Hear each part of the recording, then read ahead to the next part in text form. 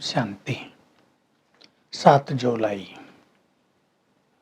बाबा कह रहे हैं, तुम प्रजापिता ब्रह्मा और निराकार शिव बाबा के सम्मुख बैठे हो।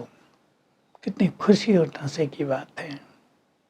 लोग ब्रह्मा के दर्शन करने के लिए, शिव के दर्शन करने के लिए गहन साधनाएं करते आए हैं और हम संगम पर उनके सम्मुख बैठे हैं, क्योंकि शिव बाबा ब्रह्मा तन में विराजमान हैं।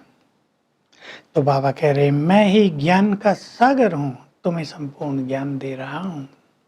तुम मेरे पास आए हो अपनी और दूसरों की काया को कल्प तरु समान बनाने। कल्प वृक्ष होता है, कहते हैं उसके नीचे बैठने से जो कामना करो पूर्ण हो जाती हैं।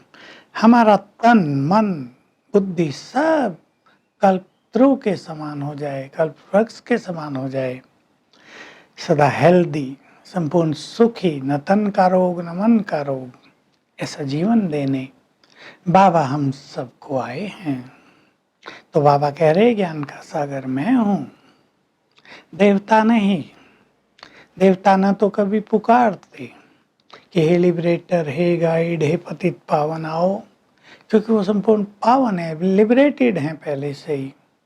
न वो किसी को ज्ञान देते। ज्ञान का सागर मैं हूँ। ब्रह्मा विष्णु शंकर भी ज्ञान के सागर नहीं हैं। ब्रह्मा को ही प्रजापिता भी कहा जाता है, विष्णु और शंकर को प्रजापिता नहीं कहते हैं। गीत बजाता बहुत अच्छा, माता ओ माता तू है सबकी भाग्य विधाता। तो ये जगदम्बा की महिमा बाबा कह रहे, देखो महिमा है तो जरूर वो यहीं होगी। उसने कुछ ऐसे महान कार्य किए होंगे, तब तो उसकी पूजा भिन्न भिन्न रूप से हो रही है। कहीं जगदम्बा के रूप में, दुर्गा के रूप में, अम्बा के रूप में, काली, कितने नाम हैं, सरस्वती, लक्ष्मी, पार्वती। तो वो यहाँ काम कर रही है, सबको वैष्णव बना रही है, पावन बना रही है। वैष्णव संप्रदाय भी होता है जो वेजिटेरियन होते हैं, लहसुन प्याज भी नहीं खाते हैं। बाबा कहते हैं हवेलियाँ होती है उनकी बड़ी बड़ी, लेकिन वैष्णव उसे कहेंगे जो संपूर्ण पावन हो। सच्चे वैष्णव तो विष्णु वंशी हैं, तुम अब बन रहे हो, लेकिन विष्णु के जो वंशज हैं वही सच्चे वैष्णव कहलाते हैं, क्योंकि वो संपूर्ण पवित्र होते हैं। सूर्यवंशियों ने चंद्रवंशियों को राज दिया, फिर चंद्रवंशियों से ये राज वैश्यवंशियों को गया, और फिर ये परंपरा चलती आ गई। अब के वैष्णव तो केवल इतना ही है कि शाकाहारी भोजन करेंगे, लेकिन आजकल तो वो भी संभव नहीं रहा है। तो बाबा हम सभी को ज्ञान बहुत अच्छी तरह समझा रहे हैं, और एक विशेष बात आज कह रहे हैं। रोज ही कहते हैं वो बात भी, मैं आया हूँ तुम सभी को पावन बनाकर घर ले जाऊंगा। अभी आत्माओं को पावन बनाऊंगा तो शरीर तो यहाँ छोड़ना ही पड़ेगा, तो सभी के शरीर यहीं समाप्त हो जाएंगे, और तुम सभी आत्माएं पावन बनकर मेरे साथ मेरे धाम चले जाओगे। इस बड़े कार्य के लिए ये महाभारत लड़ाई है। ये महाभारत लड़ाई होगी और सभी के शरीर यहाँ समाप्त हो जाएंगे इसमें, और तुम आत्माएं योग बल से पावन बनकर मेरे धाम आ जाओगे। फिर तुम्हें स्वर्ग में आना है। तो बाबा रोज हमें ये सिखाते हैं, ये वही महाभारत युद्ध है जिसका गायन है। तो हमें इससे घबराना नहीं है, क्योंकि इसके बाद स्वर्णिम युग आएगा, इस धरा पर स्वर्णिम संसार आएगा। तो बाबा कह रहे हैं, मैं तुम्हारा बाप टीचर सद्गुरु हूँ। आज सारी ज्ञान की चर्चा है। सतयुग से संसार चला आया है, अब एंड हो गया है। ये पुरुषोत्तम संगम युग है। इस पे सागर का मेला तुम नदियों के साथ हुआ है, अर्थात ज्ञान सागर का मिलन तुम ज्ञान नदियों के साथ हुआ है। बहुत बड़ी चीज है। नदियों का मिलन नहीं गाया जाता, सागर का मिलन नदियों से जब होता है। गंगा सागर का मेला लगता है बहुत बड़ा, जहाँ गंगा एंड में जाकर सागर में मिलती है, हिंद महासागर में। तो बहुत बड़ी चीज है ये।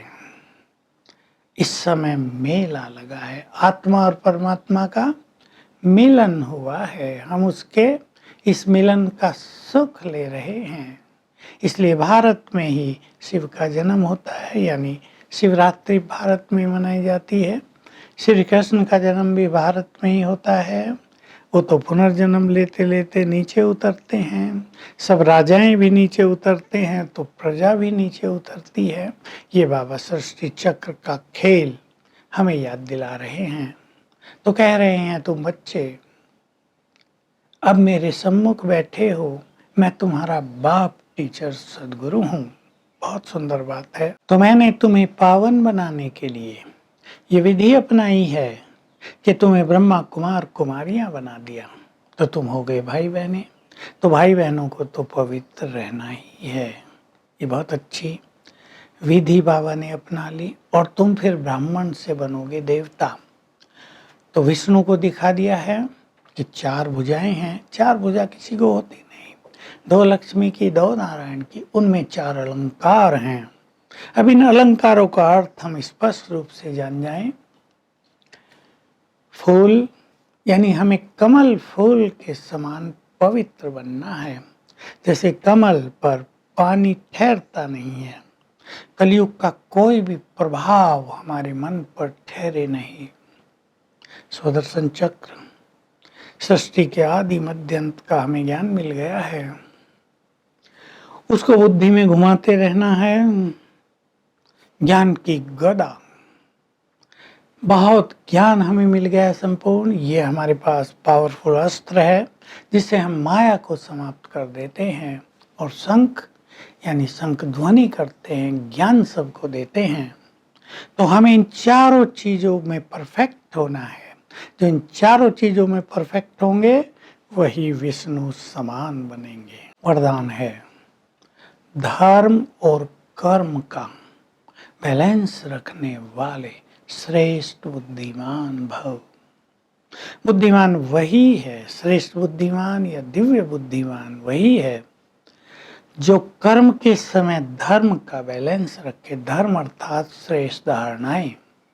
ऐसे ना हो कर्म साधारण रूप में व्यतीत हो रहा हो, कर्म तो सभी कर रहे हैं पर साधारण रूप से कर रहे हैं, वो समय ऐसे ही बीत रहा हो।